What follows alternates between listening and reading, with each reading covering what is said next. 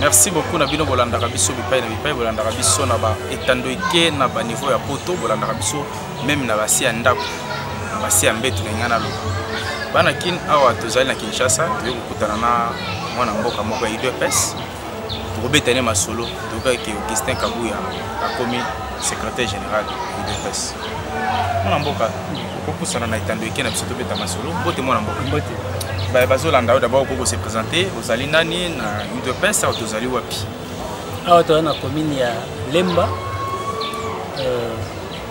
site la référence est à rond-point Ngaba awa to na siège ya cellule rond-point Rigini ngana za vice-président ya cellule rond-point Rigini comme nanga monsieur Willy Kalonji Mukeba.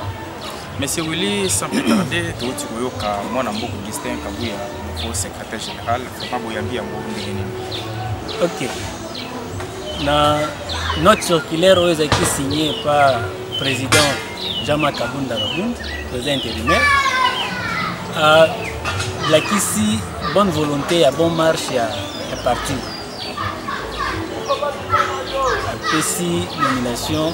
Siège bon à place à la qui a question on a moto on va bénir le lot Augustin Kabuya.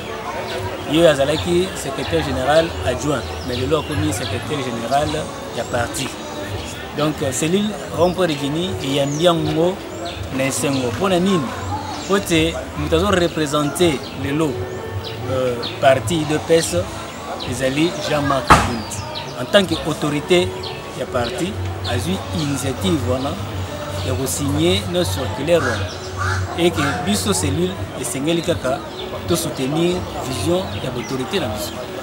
Oui, tout le monde a qu'une idée, monsieur va contester, on a ba réseaux sociaux, tout le monde va monsieur va avec le papa Peter Kazadi, tu es vu de Germain Chabani, tu es vu des marches ni ba Memaki, mais bazangi bo, seulement ni le rôle par rapport à la réaction baninga monsieur va péci par rapport à la nomination à Augustin Kabuya. En tout cas ça et là, on déjà dans l'UDPS.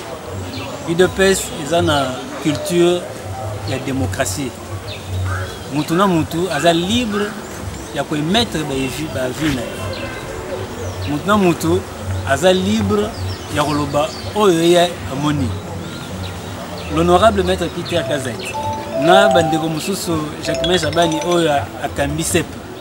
Bazana ba point de vue na bango. Baza pe na vision na bango bomoni ke non place wana esengeli sala mandenge.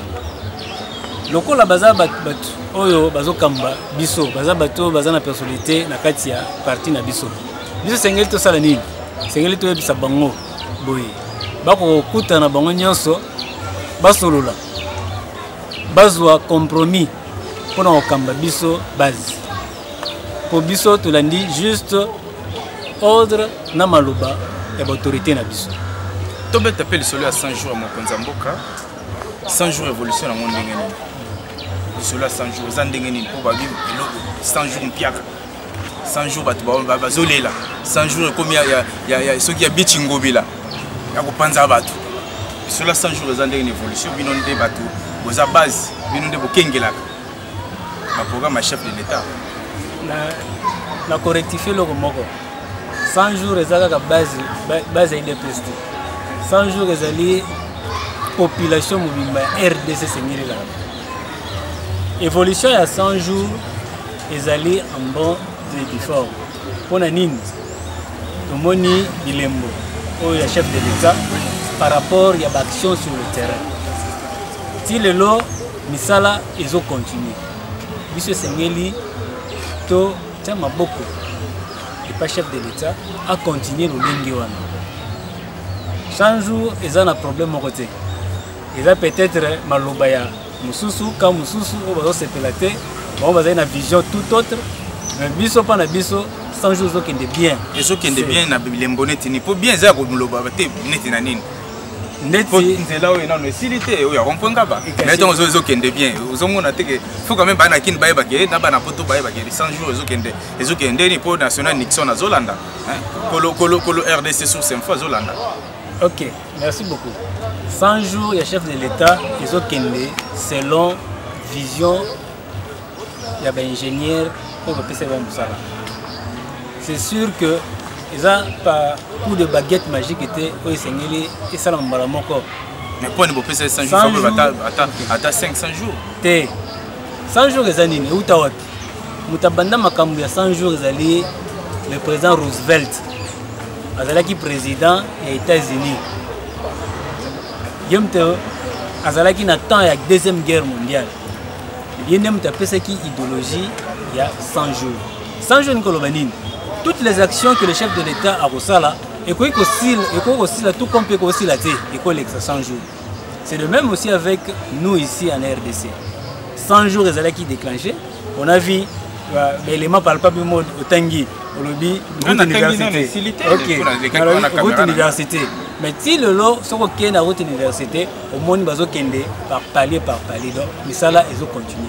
Mais ce qu'on a dans le secteur de commerce, pour le monde qui non, va avancer ma casse. Nandenge ngobila bichi ngobile comme panza ba do ba avancer vraiment ko zungisa ba aussi na commerce. Ozo lo makamni, ozo makambo panza ba. Mais ça na 400 jours. Mais ça na 400 jours. Mikolo makambo nyonso ko sala ma ndé gouvernement bi mtena 400 jours. Na lobano boy. Ba gouvernement na 400 jours. No ba gouvernement na 400 jours. Na lobano boy. Ko benga na batu, ezali pour la protection ya batu. Na ré des choses. Ko benga na batu, tous on que na sens té que non, et ça négative. Le président n'a pas de programme il y a 100 jours et ça important pour protéger la population. Donc tolérer tes mots comme moi à tenir mukili, ils ont organisé. N'habitez ils ont peut-être millinga. Ils ont organisé, mais tenir toujours compte de l'homme. C'est pas pour rien moni dans le plan et chef de l'État à qui l'homme au centre de tout. Donc l'homme a un élément capital. Ceux qui peut-être au moni police, ils ont beaucoup de la beauté, ils ont faire partie de l'ordre de la protection des humains. On a beaucoup de moni ou babakani, vraiment tu as kalaté fumée blanche, ce qui fait les années, mais cela c'est fumée blanche, bête la plus en colonie. Pour battre basili peut pas comme impatient, zo kokana été, Kabila zo bloqué, nanga kozonga, Kabila kozonga, premier ministre Chadari, tout ça expliquer non ba diaspora bazolanda pour binonde boande base biso to yaka to jouer pas na bino to informer bato libanda. Pour bato libanda bazana politique ba comment et comment la chemise tant sinon le kabiso to na kati. Expliquer bango pour na masolo fumée blanche biso, nous savons makele les babi qui dans les heures qui suivent pour changer langage fumée blanche. Donc on m'appelle na fumée rouge. Et là on a moi dans nzala. Ceux qui a outi classe après-midi ayo kuta maman zo tout à pondu. Kande mata. Nzale ko makamasi akoma même combinaison maman bulukela te loko ya. Et là on la fumée blanche. Fumée blanche tozela qui premier ministre. Na betandone biso mike total na ba TV par le que non fumée blanche est bimi. Donc Dieu labeur où il y a biso population, c'est quoi la mingi était bloc les obéla. Toi yamba mutuana nesen. Toi ebi jour te pour tourner makamba jour. Toi ebi jour te mais dans peu de temps. Peut-être qu'on peut attendre le pour déjà un peu de temps. Tout comme peut qu'on peut appeler lobby pour ça un peu de temps. Mais tous là, tous ont mal na biso en patience. Vous avez mis ma kokita. Pondu ebela comme ça va être sur la messe pour te lire. C'est 4 mois déjà na pouvoir, c'est belé te dernier ministre azo matin. 4 mois. Mais de 100 jours. La Belgique est qui en contradiction entre les Flamands et les Wallons. Ils ont fait plus de 500 jours sans gouvernement, sans premier ministre. Mais est-ce qu'il y a eu des désordres pour la Bissoa? Les 100 jours, 4 mois, ils ont juste moyen au président de la République à Zolukapo na Kocha Union Socle. Mon amboka to kato maloba to comme chité na biso mon amboka Moïse sauf imprévu na bien sauf imprévu à kita Kinshasa ni no kolo Moïse kato kita Lumbashi lobi avenir ni ala muko ko mona na kati wana poto ki pe mbusa nyamusa vivre ma d'ici juin ye pa onyata mabele mais to ki ke fayo lunde ya ozala pe lobi ozala kuna te on habite pas zo revanche ndenga tambola ba mona na ki to ndeni avenir ni yo vraiment ko ko wana zena avenir ala muka po Moïse déjà sauf imprévu dans le bien à qui t'a le pour la formalité déjà ici c'est là. En tout cas personnellement dans ce pays là moqué dans l'opposition. Mais l'opposition est à la langue moko ya solo kimia. La muka ce qui est option à la opposant. Ils ont malam.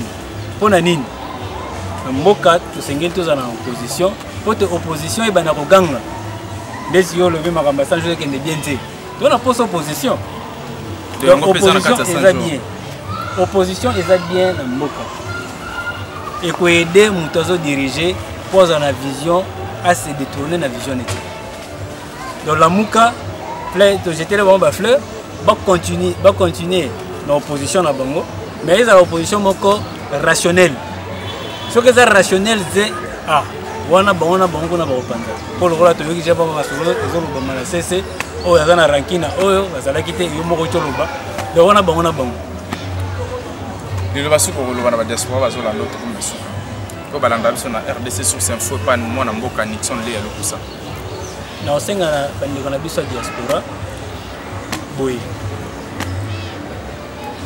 bazala litoi moko te bayoka matoi mibale et bazalaka pressé ya kojuge baaction dans le mauvais sens te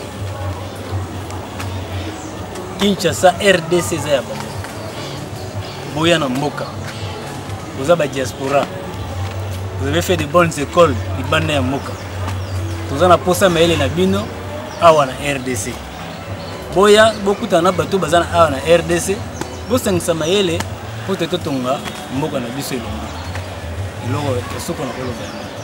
Merci beaucoup na oyo azalaki très branché depuis Canada mais lelo na miso aza na États-Unis maman Gégé mwasi ya papa Félix Chama. Merci papa tokomi na suka otikalaka connecté na bilelo na bwaka mutu moko mibale te mutu moko mwasi ya papa Félix Chama maman Gégé botikala connecté na RDC Source Info et pas mwana mboka Nixon le ya lukusa tokutana bongo mbala sima. Merci.